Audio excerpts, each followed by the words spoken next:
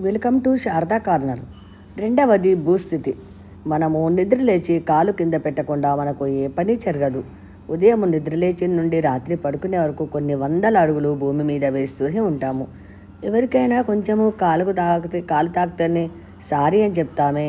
అలాంటిది ఆ భూదేవి, ఆ మాతృదేవత, ఆ సహనదేవత మీద మనం కాళ్ళు పెడితే లేస్తున్నాము. ఆమెకు నమస్కరించడం మన కనీస ధర్మం. అది ఏమిటి? నిద్ర లేచి లేవగానే పెట్టేటప్పుడు, అమ్మా నన్ను క్షమించు, నీ బిడ్డనైనా నేను తప్పనిసరిగా నీ గుడ్డల మీద కాలు పెడుతున్నాను అని భూస్థితి చేసుకొని మనము కాలు కింద పెట్టాలి. అదేమిటో చూద్దాం. సముద్ర వసనే దేవి పర్వతస్తన మండలే విష్ణుపత్ని నమస్తుభ్యం పాదస్పర్శం క్షమస్వతే.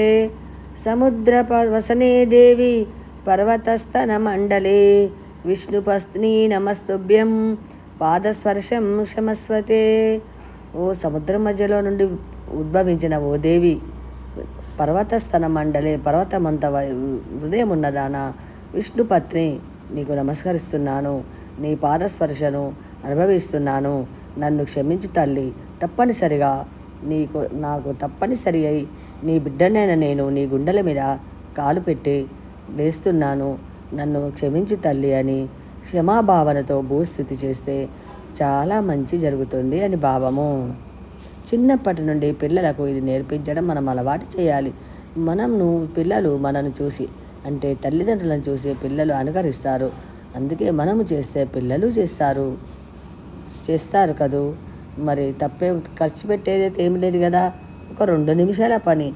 భూస్థితి లేవగానే కాలు కింద పెట్టేటప్పుడు పోనీ ఈ శ్లోకమంతా గుర్తు లేకున్నా, అమ్మా నమస్కారము, తప్పనిసరి నీకు గుండెల మీద కాలు పెడుతున్నాను, నన్ను క్షమించు తల్లి అని భూదేవికి మనసులో ఒక నమస్కారం చేసుకున్నా సరిపోతుందంట. ఈ భూస్థితి మీకు నచ్చితే సబ్స్క్రైబ్ చేయండి, షేర్ చేయండి, మీ బంధుమిత్రులందరికీ తెలియచేయండి. వీడియో చూస్తున్నందుకు ధన్యవాదాలు.